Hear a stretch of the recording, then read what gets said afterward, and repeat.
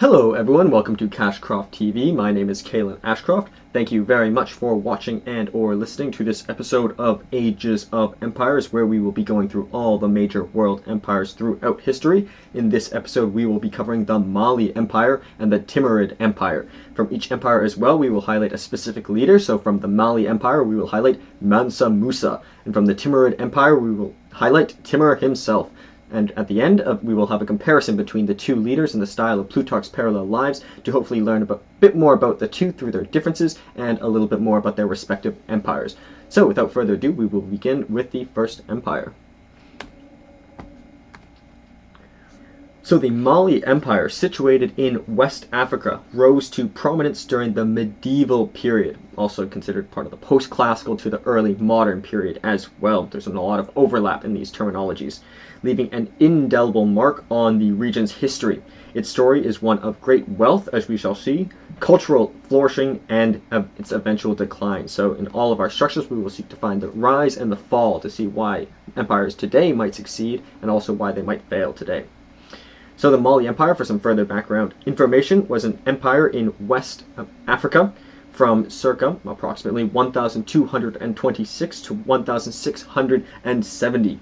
The empire was founded by Sundiata Keita. The Keita family still has a lot of power in Mali. I've been fortunate to meet one of them, actually, who reigned from circa 1214, or pardon me, who lived, that is, Sundiata Keita lived from circa 1214 to 1255 approximately, and the empire became renowned for its wealth of its rulers, especially Mansa Musa, who was likely the zenith of the Mali Empire, and who we will highlight in a specific biography, also known as Musa Keita or King Keita. At its peak, Mali was the largest empire in West Africa, widely influencing the culture of the region through the spread of its language, laws, and customs, as we shall see. So, starting with the history of its rise and fall, so starting with the rise of Mali, starting in the 13th up to the 14th centuries. So Sundiata Keita and the foundation. So Sundiata Keita, once again, was the founder of the Mali Empire. So the Mali Empire's roots can be traced back to the legendary figure Sundiata Keita, who founded the empire around the 13th century CE, or Common Era. Sundiata, also known as the Lion King, perhaps there's a connection between the movie The Lion King, unified several small Malinki or Mandinka, which are kingdoms, into one single powerful state. We've seen this a lot, for example, in many of our nomadic empires, for example, nomadic chiefs combining tribes. Here we have one king uniting many other kings, or particularly Malinki, which are called kingdoms, united under this Sundiata Keita.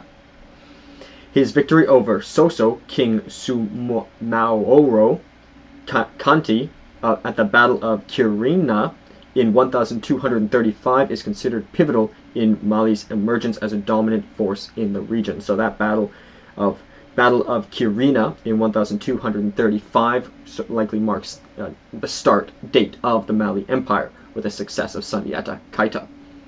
As for the expansion under Mansa Musa, whom we will highlight in a specific biography, one of the most iconic figures in Mali's history is Mansa Musa, who ruled during the 14th century.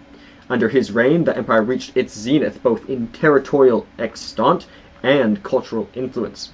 Mansa Musa is perhaps best known for his famous pilgrimage to Mecca, during which he displayed Mali's immense wealth, particularly through his extravagant distribution of gold. We hear a lot about triumphs within a state, but this was sort of like a big parade to Mecca, and perhaps laying the foundation for many future pilgrimages to Mecca. This pilgrimage not only showcased Mali's economic power, but also facilitated diplomatic ties with other Muslim states. We will highlight that more in the biography of Mansa Musa.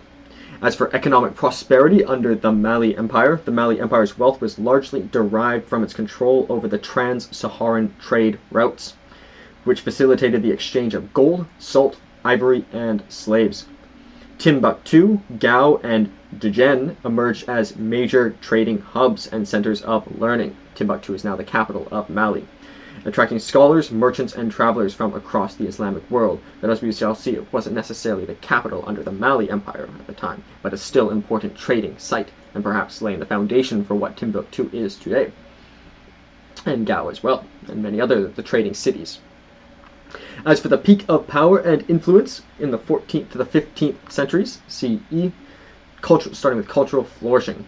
So during this period, Timbuktu became a renowned center of Islamic scholarship and learning, boasting libraries, mosques, and universities, many of which still exist in the beautiful city today. Scholars from across the Muslim world flocked to the city, contributing to intellectual vibrancy and cultural diversity both in the city and across the Mali Empire. So although Timbuktu wasn't necessarily the capital at this time, it was likely a center of learning and laid the foundation for what it is today, and the culture of Mali and the region today as well. As for architectural marvels under the Mali Empire, which I hope you're able to see on the slide, the Mali Empire witnessed the construction of impressive architectural feats, including mosques, palaces, and fortifications. So important to note by these three, it's not only for fortifications, not only for mosques, so both for religious and military purposes. These structures not only serve practical purposes, but also synthesize the empire's and symbolize the empire's wealth and grandeur. As for, however, the decline and fragmentation which has come to all empires we have covered thus far, beginning in the 15th up until the 17th centuries. Starting with internal strife, so usually there's internal and external factors. Here, perhaps the internal factors predated the external factors slightly. So the Mali Empire faced internal challenges, including succession disputes and regional rebellions, common ailments of powerful empires. External pressures as well were strengthened by these internal forces, such as raids from neighboring states and encroachments of the European powers along the West African coast, further strained Mali's resources and stability. So here we have Europeans starting to invade on the coasts and negatively influence the Mali Empire, sort of exacerbating the internal strifes that were already happening within the state. As for the rise of Songhai, the rise of the Songhai Empire in the 15th century posed a significant to Mali's dominance in the region. Led by figures like Sunni Ali and Askia Muhammad, the Songhai Empire gradually expanded its territories into Mali's expense. So this new empire comes into being and comes into encroach upon the Mali Empire. Furthermore, at Mali's expense, eventually absorbing much of its former holdings. And then came European encroachments, as alluded to. By the 16th century, European powers, particularly Portugal, began establishing trade routes along the West African coast, bypassing traditional trans-Saharan trade routes controlled by Mali. So because of the naval access, these trade routes became less utilized. This shift in trade dynamics marginalized Mali's economy and further contributed to its decline. So much of its strength was through its economy, its riches, etc. And after this, the Portuguese, for example, started bypassing their trade routes. One of their lifelines of success was severely damaged. As for this shift in trade dynamics marginalized them and eventually contributed to its decline alongside the internal factors and the Songhai Empire. So, as for its legacy, despite its eventual decline, the Mali Empire left a lasting legacy on West Africa. Its cultural and architectural achievements, particularly in Timbuktu, continued to be celebrated. A city I'd very much like to visit. I have many inspiring friends from Mali, and Timbuktu particularly. Additionally, Mali's rich history serves as a source of pride and identity in modern-day Malians and Africans alike, highlighting the empire's enduring impact on the region's history and culture. So, absolutely beautiful and unique history, as particularly beautiful in terms of the architecture, which I only started to learn about this empire maybe 2 or 3 years ago, and it's sort of maybe excluded from a lot of curriculums that I've covered so far, and I think it's a very fascinating empire and a fascinating piece of history because we have not thus far covered many empires in the west of Africa directly.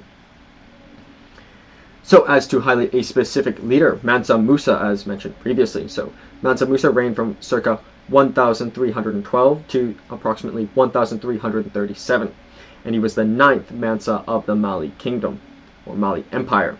which reached its territorial peak during his reign, so thus making him the most important, or at least most powerful Mali ruler, and at least most well known. Musa's reign is often regarded as the zenith of Mali's power and prestige. As for his early life and rise to power, Mansa Musa was a descendant of Sundiata Keita, the founder of the Mali Empire. So, unlike maybe a minority of our empire leaders, he did, like the majority, come from the royal family. Little is known about his early life, but it is believed that he received a comprehensive education, including training in Islamic scholarship, governance, and military strategy. It's likely coming from the royal family and likely being in line for the throne. It's likely they gave him the best and most balanced education for leadership and for the necessities of the empire at the time.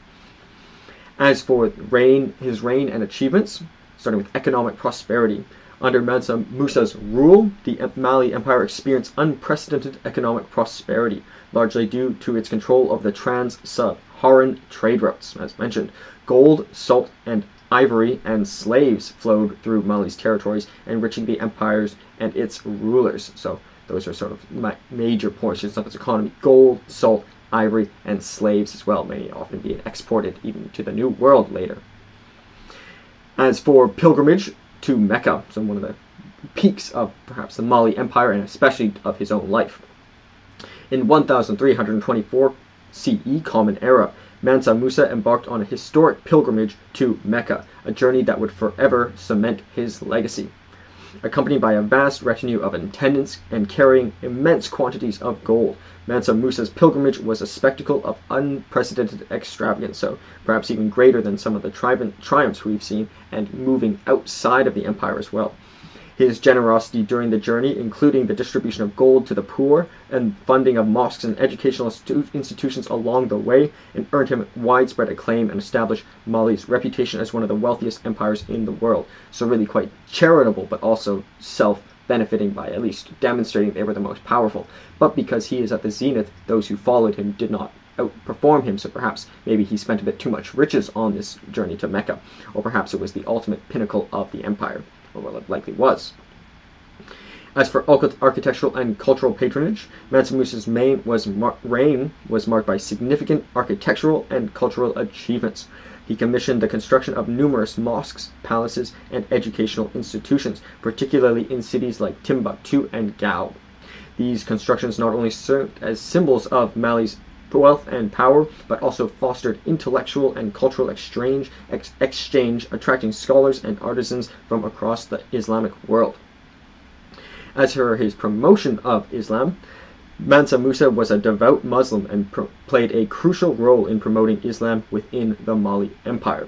He supported the construction of mosques and madrasas, encouraged the study of Islamic law and theology, and sponsored the pilgrimage of scholars to Mecca, and going on a pilgrimage himself. His patronage of Islam not only solidified Mali's ties with the wider Muslim world, but also contributed to the empire's cultural and intellectual flourishing. Mali today remains a largely Muslim country. To what extent Mansa Musa allowed this to continue is up to debate. It's likely it would have been Muslim whether or not Mansa Musa ever existed, but maybe it would have been less so. And furthermore, the relationship he was building with other Islamic states, of course, it's perhaps from his own religious fervor, but perhaps also it had diplomatic and military advantages as well. For having a common religion, perhaps the states might be less likely to fight. So perhaps in some way also self-benefiting. As for Mansa Musa's later life and legacy, Mansa Musa's later years were marked by his efforts to consolidate Mali's territorial holdings and maintain stability within the empire. However, his death in 1337 CE marked the beginning of the gradual decline of the Mali Empire. So, as great as he may have been at the zenith, perhaps his succession or his planning for the future could have been done better. Maybe his children should have been able to outperform him. However, as succession disputes and external pressures weakened the central authority following his death. Mansa Musa's legacy endures to this day, remembered not only for his immense wealth and legendary pilgrimage, but also for his patronage of architecture, culture, and Islam. He remains an iconic figure in African history, symbolizing the greatness and prosperity of the Mali Empire at its zenith. So that is the very inspiring and important Mansa Musa and the Mali Empire, respectively. As for the content of the slide, we have in the title Mansa Musa and the Mali Empire. It was at its height, at its height, the largest empire in West Africa, widely influencing the culture and region through the spread of its language, laws, and customs. The significant leader was Mansa Musa. The empire was the Mali Empire. The period was circa approximately 1235 to 1672 CE Common Era, also known as the post-classical to the early modern eras. Modern locations include Mali, Senegal, Mauritania, Guinea, Niger, Burkina Faso, and Côte d'Ivoire, or the Ivory Coast. Million square kilometers is 1.1, million square kilometers is 0.42. That's slightly below our average empire, but of our empires we're only covering the largest, so still quite significant, and also quite a warlike. There were many warlike existing peoples here, so not necessarily easy to conquer, and there were many sedentary peoples as well, so all else equal, usually sedentary fortresses are harder to capture than nomadic peoples, if one has the cavalry and one does not. Million square kilometers equivalent would be 0.42. Percent of the world is 0.82%. Once again, that's a difficult area of the world to control, but maybe not the most difficult area of the world to control. Capital was disputed or not fixed, so there perhaps may not have even been a capital of the Mali Empire. There are some important sites, however, we will reference on the map, and for example, Timbuktu is an important site as well. The government was a monarchy. There are Lord Blackstone in Commentaries of the Laws of England notes there are only two types of monarchies, the elective and the hereditary. This would be a hereditary monarchy. As for common languages, include Mandinka, Fulani, Wolof, and Bambara. Unfortunately, I do know little about these languages. However, they were quite, at least, unique to many of the other largest empires we've covered. As for religion, Islam was the official religion, and the West African religions also existed at the time as rural religions. To what extent were different leaders tolerant of these West African religions is up to debate, but there does not seem to be too much proactive effort to remove these religions, but more of a positive force on Islam, for example, under Mansa Musa. Population was in the several tens of millions. Could be anywhere between 10 million to 90 million, but likely on the lower end, like 10, 20, perhaps million, maybe 30 million. But could be much larger. This is technology has changed over time, so population in the region is now much larger. However, perhaps the region has changed. Maybe agriculture was better at the time, so maybe the population is much larger than we had expected. As for the images, in the top left we have a depiction of Mansa Musa, ruler of the Mali Empire in the 14th century, from the 1375 Catalan Atlas, which we've referenced much, as many of the maps, for example, and our flags and such come from this important Catalan Atlas. The label reads, "This black lord is called Mus Meli and his sovereign and is the sovereign of the land of the black people of Geneva or Ghana. The king is the richest and noblest of all these lands due to the abundance of gold that is extracted from his lands." So that is just some background information about him and how he was described in the Catalan Atlas, being very rich, for example. To the right of that we have a terracotta archer figure from Mali, so showing they are archers and sort of maybe showing some idea as to how they might have dressed. It was produced in the 13th to the 15th centuries approximately. To the right of that we have some of this great architecture, the Great Mosque of Djenné in Mali, which is a site I'd very much like to visit. I only recently saw pictures maybe a year ago, and I was shocked by how beautiful and unique really these sites are. To the right of that we have the Sankore Mosque, another beautiful site as well, like a pyramid-like structure with these figures jutting out of it, looking at one time very different from many of the other mosques we've seen, and quite unique, but also, to my mind, somewhat threatening even looking, but certainly perhaps not the objective. Then below that we have a manuscript page from Timbuktu showing some of their abilities in both mathematics and astrology, and the importance of the Arabic text as well in writing there. And once again, another reference to Timbuktu, the current capital of Mali, a place I'd very much like to visit someday. To the right of that we have two of them. The first Mansa was Mari Djata the first, from 1235 to 1255, and the last was Mahmud the fourth, from around the 17th century. Some important dates: we have the conquest of Sosa in circa 1235, marking the beginning of the Mali Empire. by the Lion King. The state was divided among Emperor Mahmud Keita IV's sons in circa 1610 CE, so that is one of the primary divisions of the Mali Empire. But Niani was sacked and burned by the Bamin Empire, marking the end of the Mali Empire in 1672, the Bamana Empire. And so that the Keita family is still quite powerful in Mali, but the Mali is not what it was, for example, under the period of the Mali Empire in terms of relative power and wealth. The currency was gold dust as well. Salt, copper, silver, and cowries were also common in the empire, but gold dust is evidence of the riches. Few places, for example, reading Herodotus' histories within the Persian Empire, India had the most gold dust, and substantially, I wonder how Mali might have compared to some of these satrapies within the Persian Empire in terms of quantity of gold dust. Most empires have not had access to full gold dust. Mali is one of them, making it certainly very, very rich and perhaps one of the most wealthy empires of its time, certainly as evidenced through Mansa Musa's pilgrimage to Mecca. It was preceded by the Ghana Empire, the Gao Empire, and pre-imperial Mali. Smaller empires, but sort of feeding into this history of Mali. We could not discuss these directly because they don't quite make the list of largest empires, unfortunately. But nonetheless, pre-imperial Mali, we can extrapolate from what Mali became. Gao Empire, Gao became a city within Mali Empire, and Ghana was also encompassed within it as well.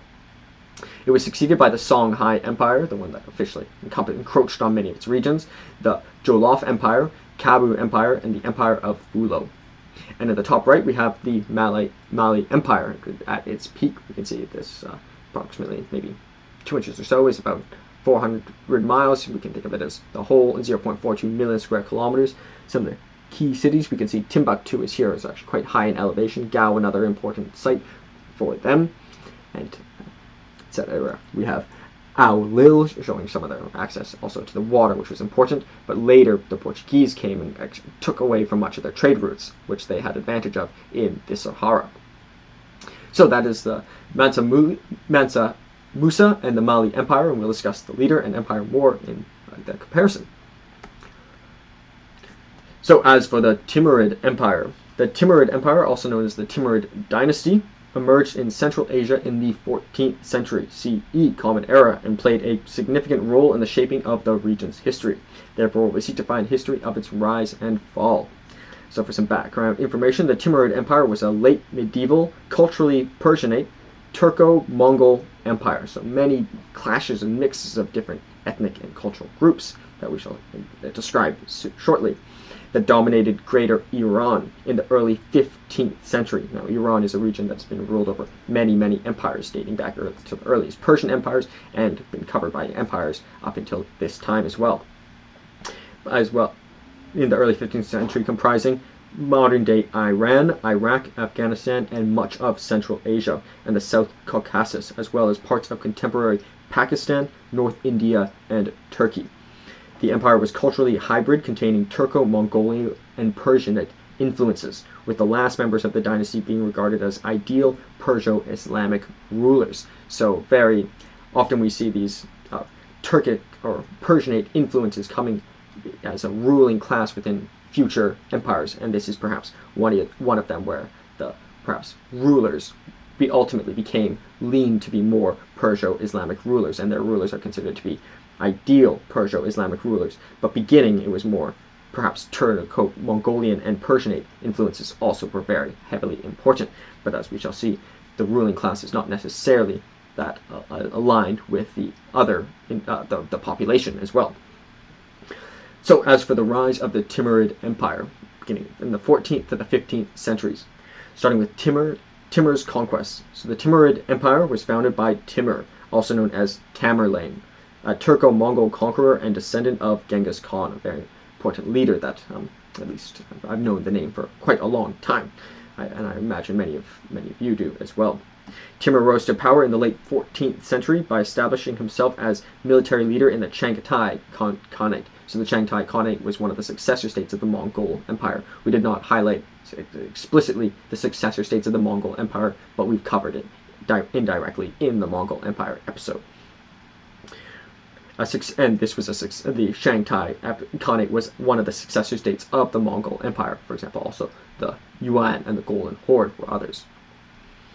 As for expansion and consolidation of the Timurid dynasty, or Timurid Empire, Timur's conquests were characterized by ruthless military campaigns that resulted in the annexation of vast territories of Central Asia, Persia, and the Middle East, forming his own empire by annexing these territories.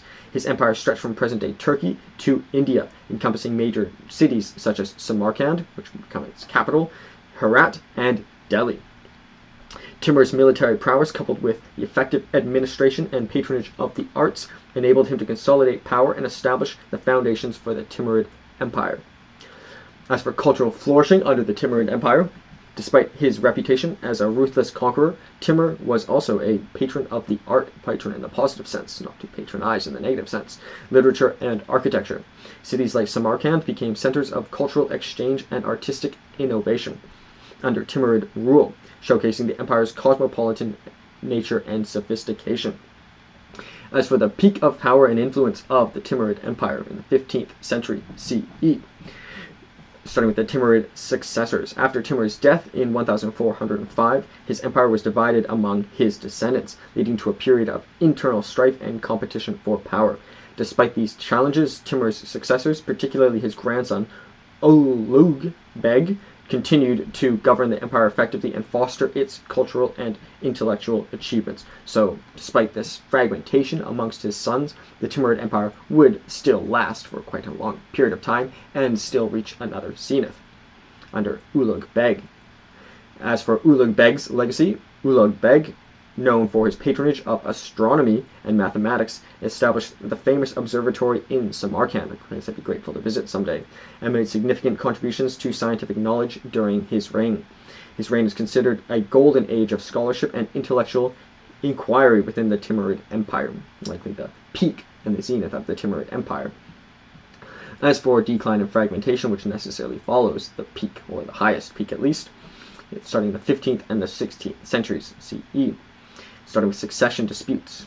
So following Ulugh Beg's death in 1449, the Timurid Empire experienced a period of instability marked by succession disputes and internal conflicts among Timur's descendants. This paved the way for external threats and invasions. So often alluded to, internal factors allow for these external factors to become more pertinent. As for further detail with the external pressures, the Timurid Empire faced external pressures from neighboring states, including the rising Safavid Empire in Persia and the expanding Ottoman Empire, two important empires we will cover in Anatolia. These regional powers vied for control over Timurid territories, further exacerbating the empire's decline. So these external factors, such as the Ottoman Empire and the Safavid Empire.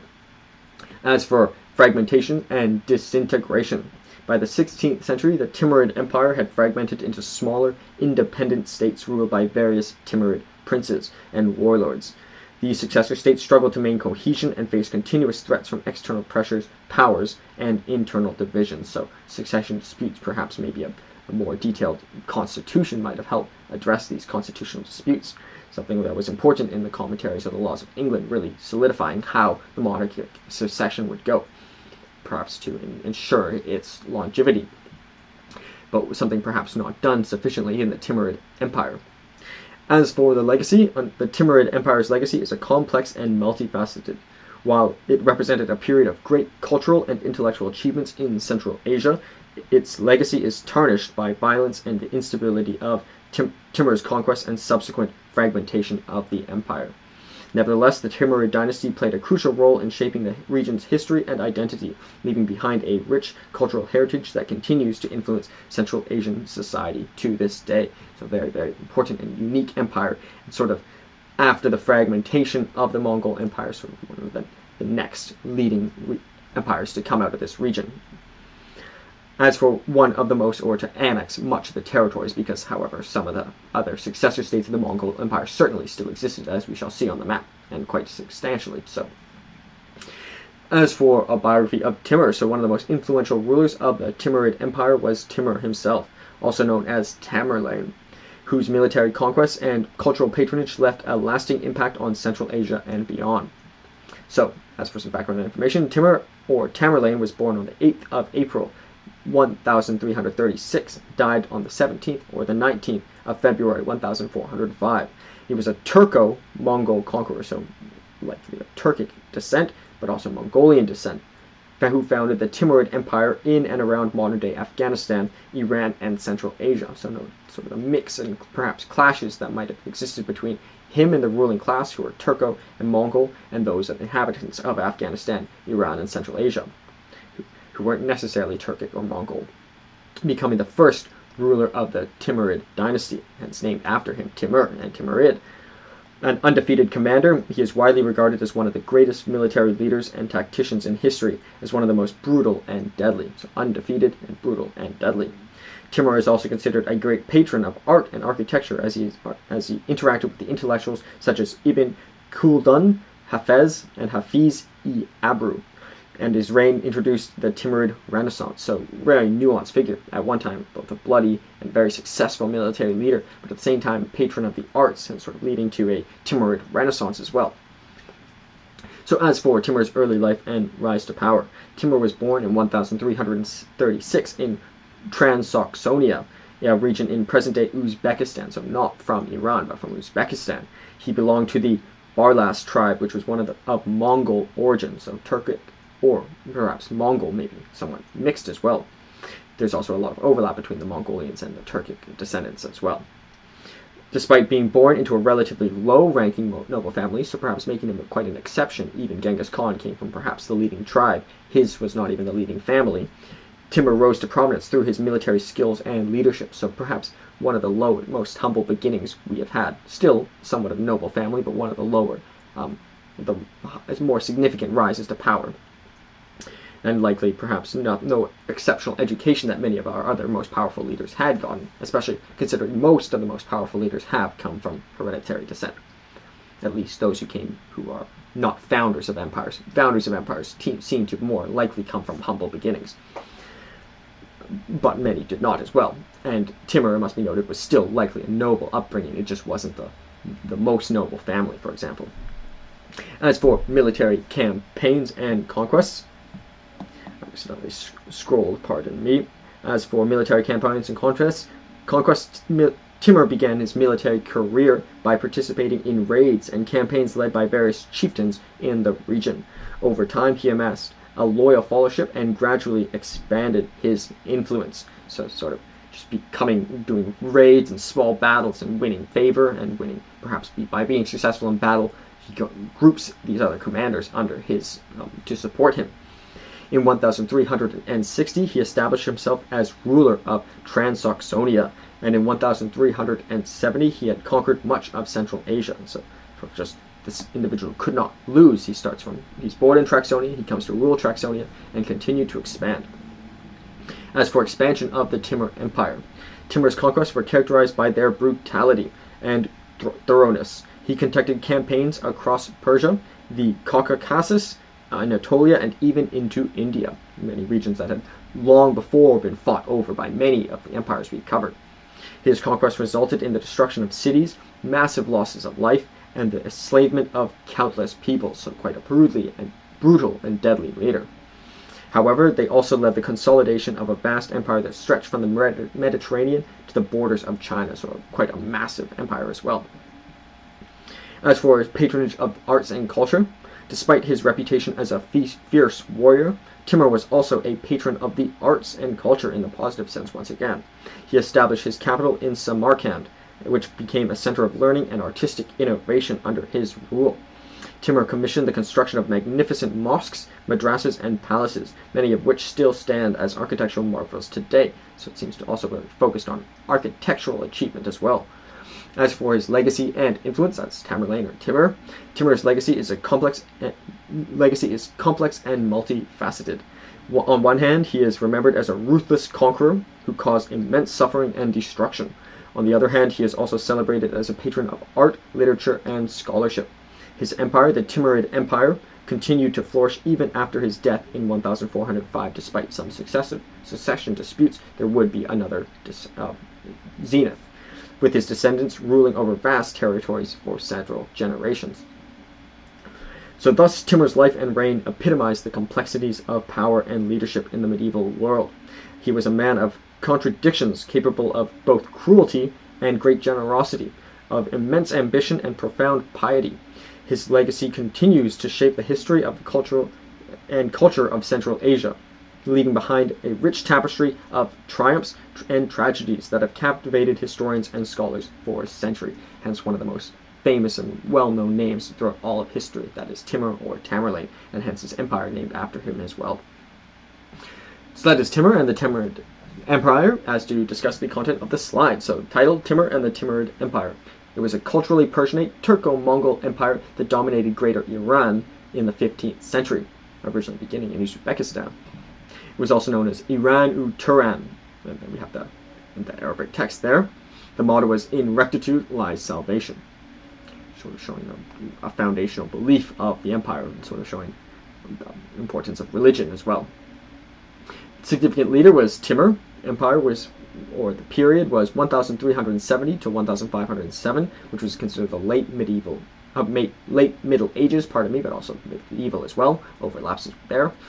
Modern locations include Uzbekistan, Iran, Afghanistan, Turkmenistan, Tajikistan, Kazakhstan, Kyrgyzstan, Iraq, and Pakistan. So it came from Uzbekistan, but ultimately its ruling was centered around Iran, where many of our, for example, Persian empires were based as well, and even non-Persian empires that ruled over Iran.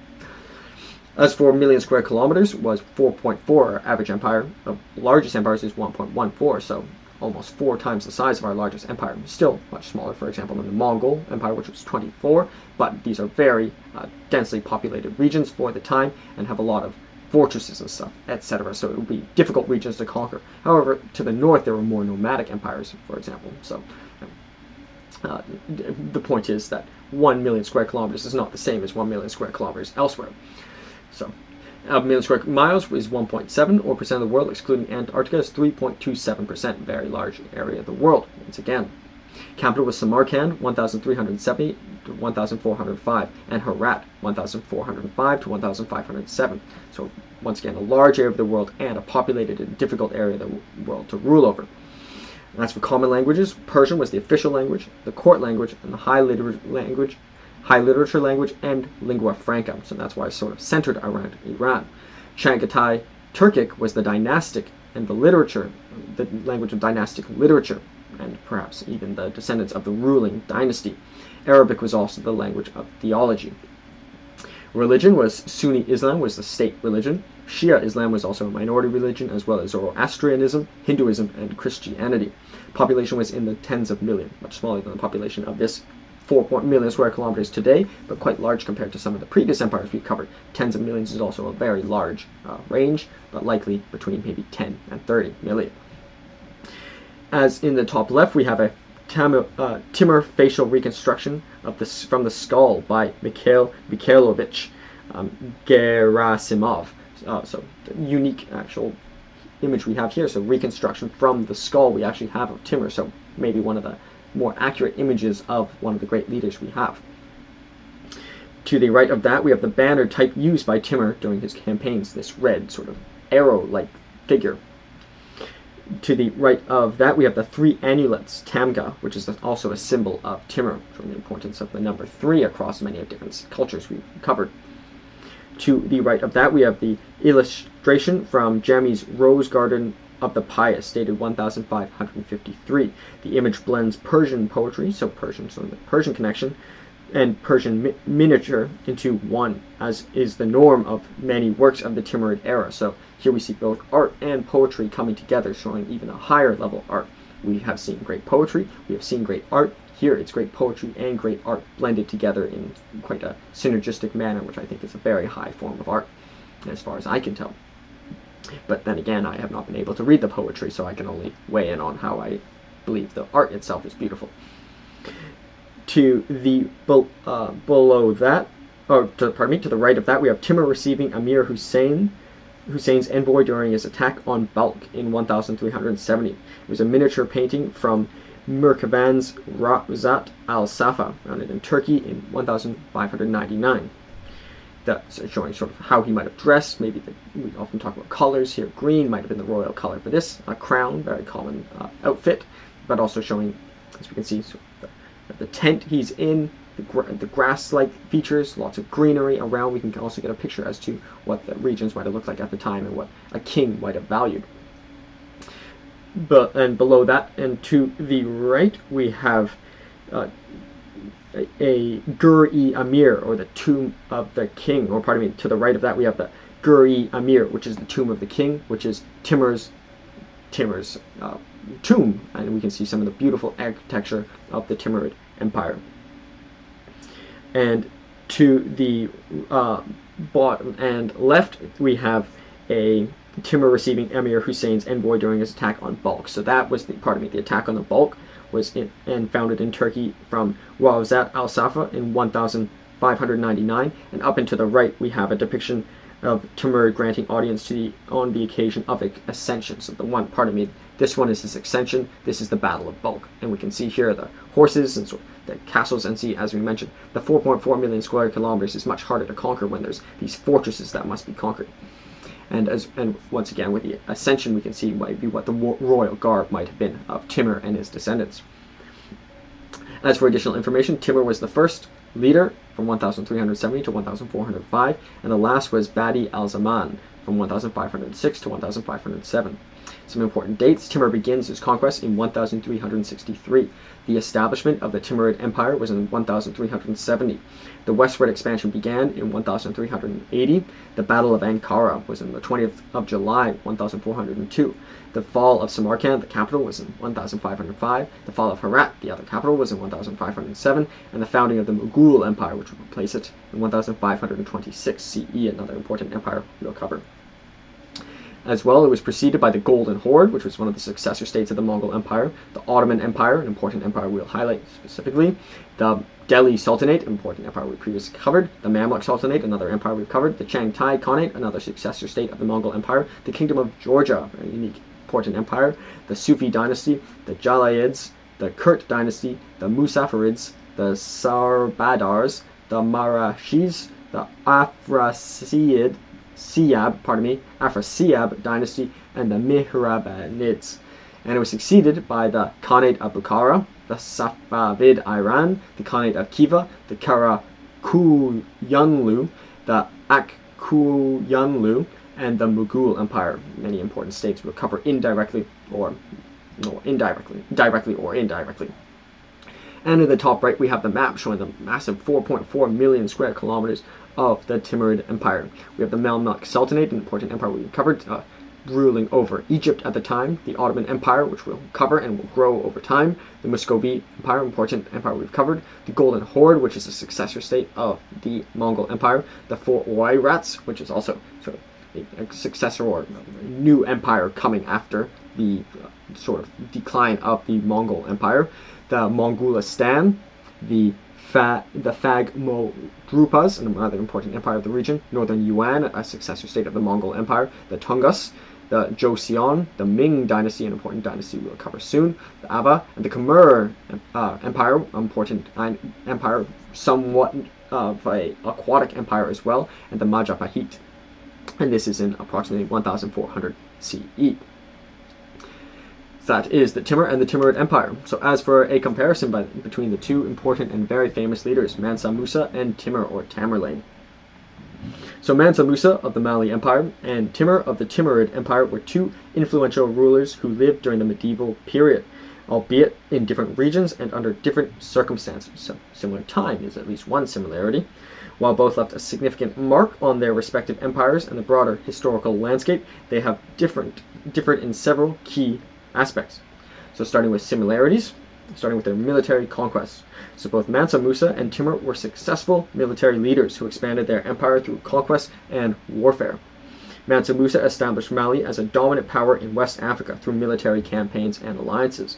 Timur conquered vast territories across Central Asia, Persia, and beyond, establishing the Timurid Empire as a formidable force in the region. It might be noted that Mansa Musa was at the zenith of his empire, but he did not found the empire. Timur founded the empire, but wasn't necessarily maybe at the zenith of the empire. But nonetheless, who was better in terms of military conquest is impossible to say, because we never observed them fight each other. And even if they did, it might be dependent more on their resources than their actual skill. both Mansa Musa established Mali as a dominant power in the West Africa through military campaigns and alliances, whereas Timur conquered vast territories in Central Asia, so different regions. Maybe one is more or less difficult to conquer. Persia and beyond, establishing the Timurid Empire as a formidable force in the region. It must be noted that, for example, Iran has had more empires that we've covered than West Africa. But that does not mean that West Africa was easier to conquer than Iran. It just means we've covered a longer history in Iran, or at least we've covered more enterprising empires in that region. It must be noted that the Timurid Empire did also come from Uzbekistan too, so they took a region and controlled over a region that wasn't necessarily where they were born, whereas Mansa Musa sort of centered around the region he was born.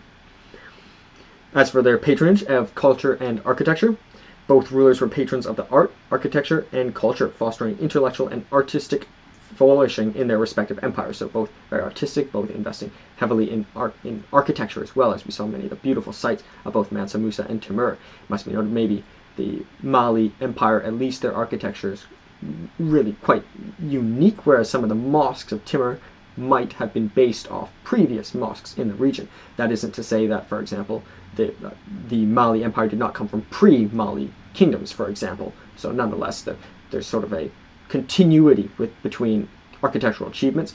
But what I'm saying here is that these architectural achievements by Mali are sort of first images we've seen of some of these Western African great sites, whereas we've actually seen quite a few mosques arise out of Iran previously. Not to say one's architectural achievements are any better than the other. That would take that's for an expert to weigh in on. As for their patronage of culture and architecture, once again, both rulers were patrons of the art, architecture, and culture, making them similar. Mansa Musa promoted Islamic scholarship and commissioned the construction of mosques, palaces, and educational institutions in cities like Timbuktu, so perhaps a different focus.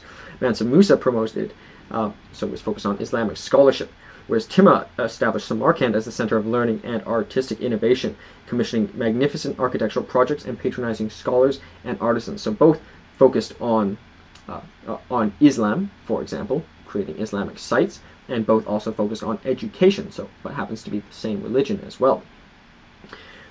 As for their some contrasts, geographic location and cultural context. Mansa Musa ruled over the Mali Empire in West Africa, a region known for its rich history of gold trade and Islamic scholarship.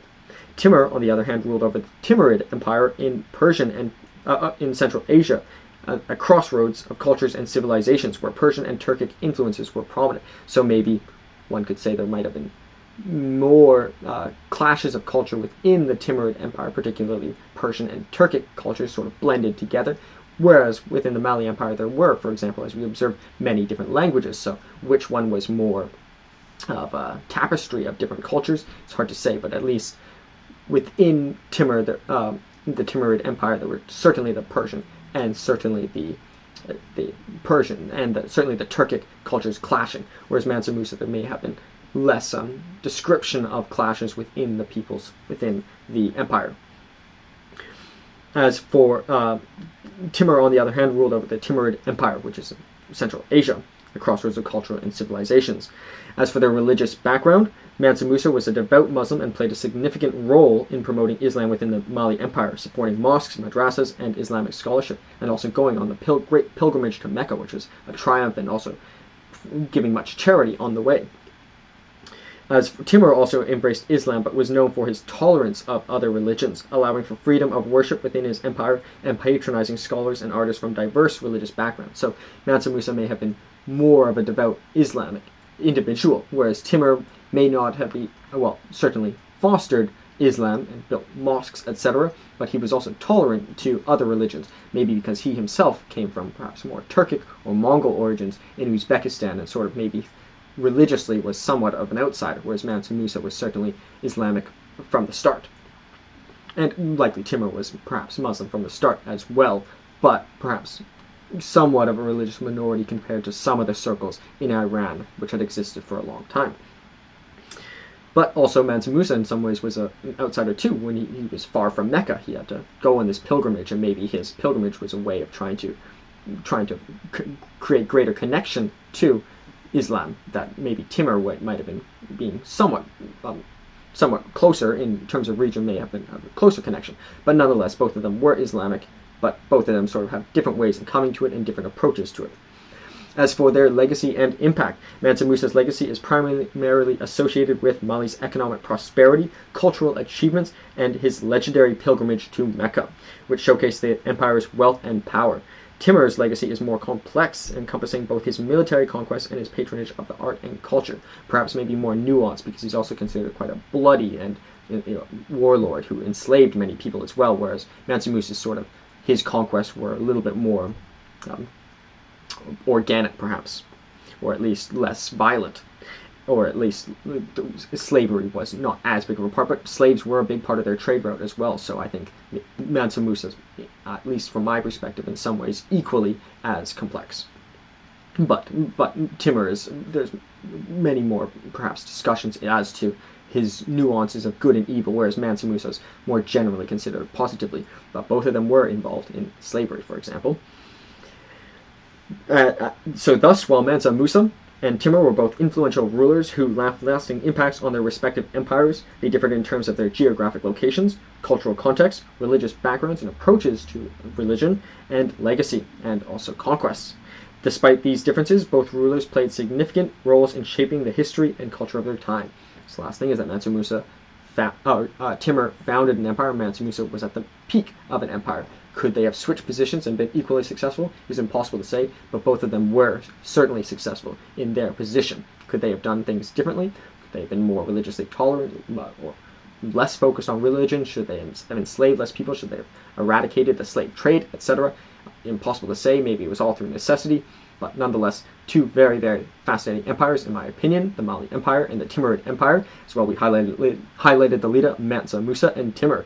My name is Kalen Ashcroft. This is Cashcroft TV. Thank you very much for your support, and I'd be very grateful if you continue to provide it. This is Ages of Empires, once again. Thank you so much.